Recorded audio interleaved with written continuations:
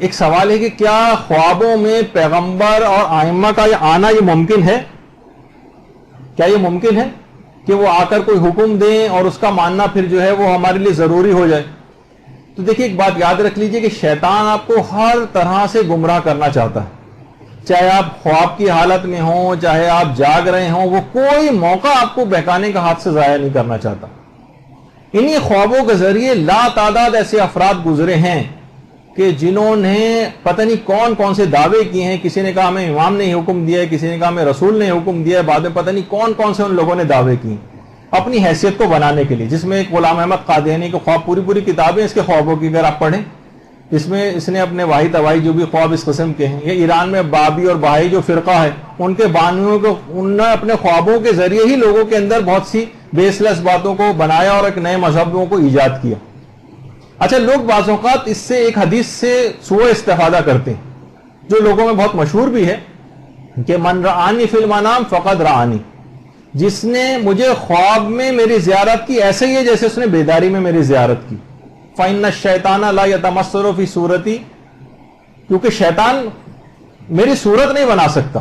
لوگ کہتے ہیں بھئی خواب میں پیغمبر کی اور ائمہ کی شکل نہیں بنائی جا سکتی۔ اچھا، اس میں بہت سے الفاظ ریپیٹ ہو گئے ہیں سلائیڈ کو بنانے میں، تو ان کو آپ نہ ان کو، بلکہ اسی حدیث میں آگے چل کر ہے کہ نہ شیطان میری صورت بنا سکتا ہے، نہ میرے اوصیہ کی صورت بنا سکتا ہے، نہ ہی میرے شیعوں کی شکل بنا سکتا ہے۔ اچھا، اب کیا ہے، اس کے معنی کیا ہوں گے، ابھی آگے چل کر یہ بات آنے والی ہے۔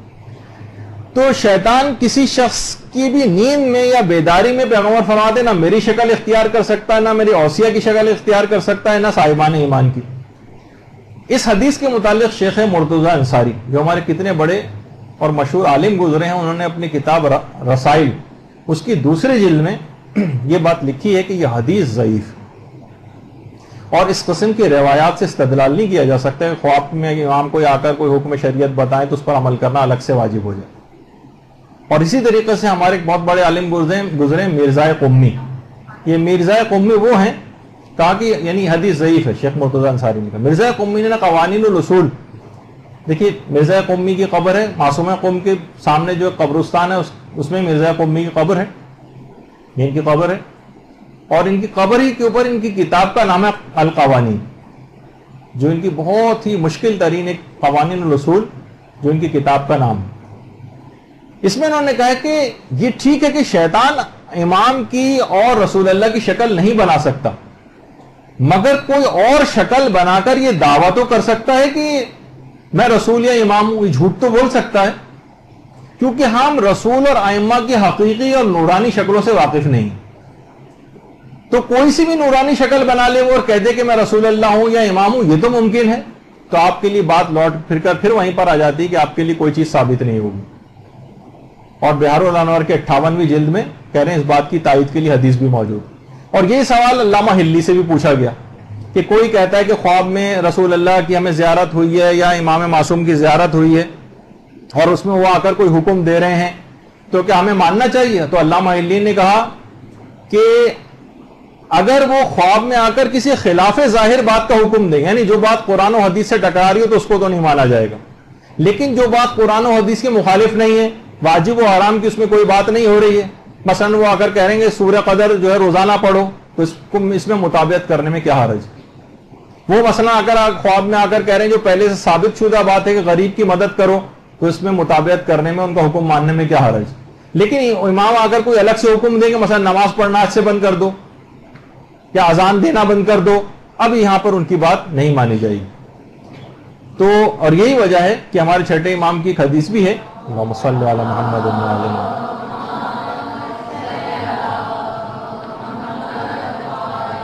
کہ دین خدا اس بات سے بہت زیادہ بلند ہے کہ وہ خواب کی باتوں کے ذریعے اس کو ثابت کیا جائے۔ لہذا ائمہ کی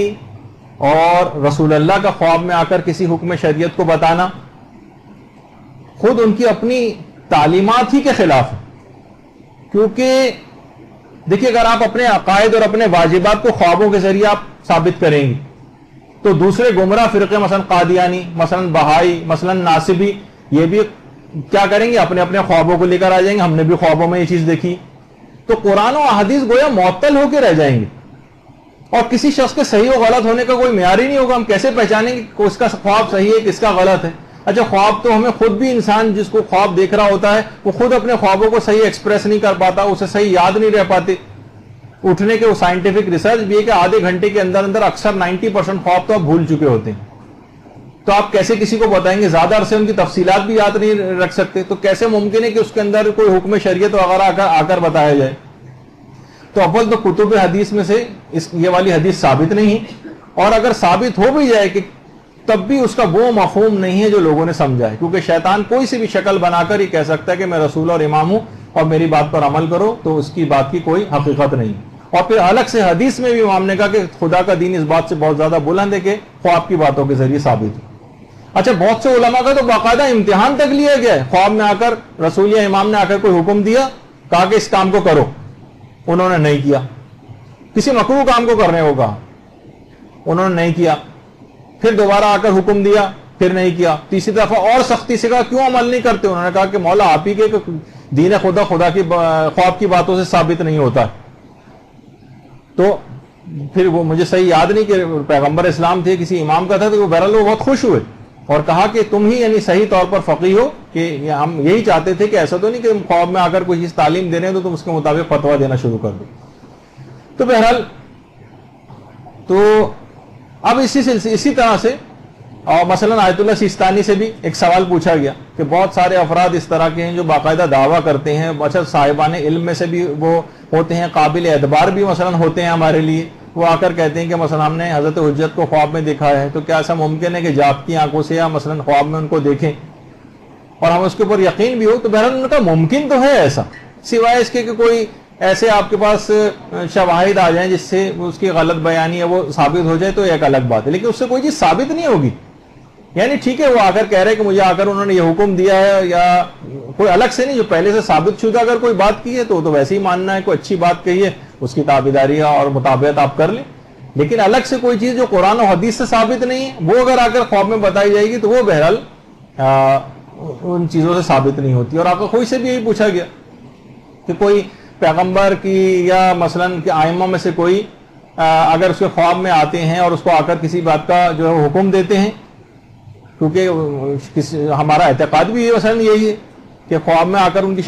کوئی شیطان ان کی شکل نہیں بنا سکتا, تو آقا کوئی نے بھی اس سلسلے میں یہی جواب دیا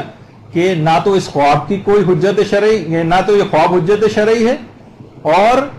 نہ اس میں دیا جانے والا جو حکم ہے اس میں بھی کوئی شرعی حجت نہیں ہے, نہیں اس کی مطابقت اور پیروی آپ کے لیے جو ہے وہ لازم نہیں. اچھا اسی طرح سے بہت سی بعض روایت ایسی آئی ہیں, جیسے کہ ابھی آپ نے اس سے پہلے سنا کہ نہ تو میرے اوصیہ کی شکل بنا سکتا ہے نہ ہمارے شیعوں کی شکل بنا سکتا ہے, جبکہ ہم دیکھتے ہیں کہ شیعوں کی تو اکثر و بیشتر ہم شکلیں خوابوں میں اس طرح سے دکھتے ہیں اور وہ الٹی سیدھی مثلا باتیں بھی کر رہے ہوتے ہیں. تو علماء نے فرمایا یہاں پر ان شیعوں سے مراد خالص مومن اور شیعہ مراد ہیں, جیسے سلمان فارسی, جیسے مقداد, جیسے ابو ذر وغیرہ. ان کی بھی شکلیں شیطان جو ہے نہیں بنا سکتا, لیکن ان میں بھی وہی مسئلہ ہے کہ اگر کوئی بھی شکل بنا لے نورانی سی اور آگے گئے کہ میں سلمان فارسی ہوں, تو ہم اس بات کا فیصلہ نہیں کر سکتے کیونکہ ہم ان کی حقیقی نورانی شکلوں سے واقفیت نہیں رکھتے. تو بہرحال تو دیکھیے احکامات اسلامی جتنے ہیں ان کا جو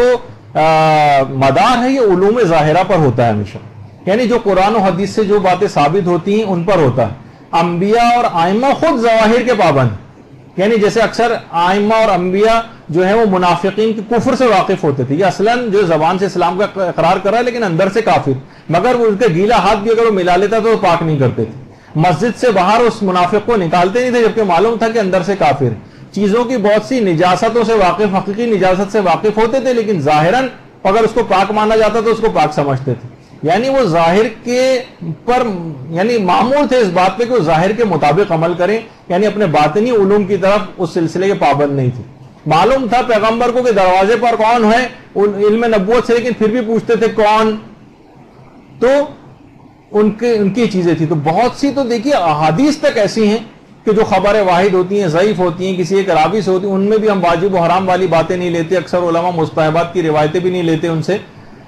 تو وہ احکام کو ثابت نہیں کرتی. تو اب حدیثوں کے اندر یہ معاملہ ہے تو پھر کیسے ممکن ہے کہ خواب کی باتوں پر عمل کر کے ہم کسی حکم شریعت کو جو ثابت کرنا چاہیں؟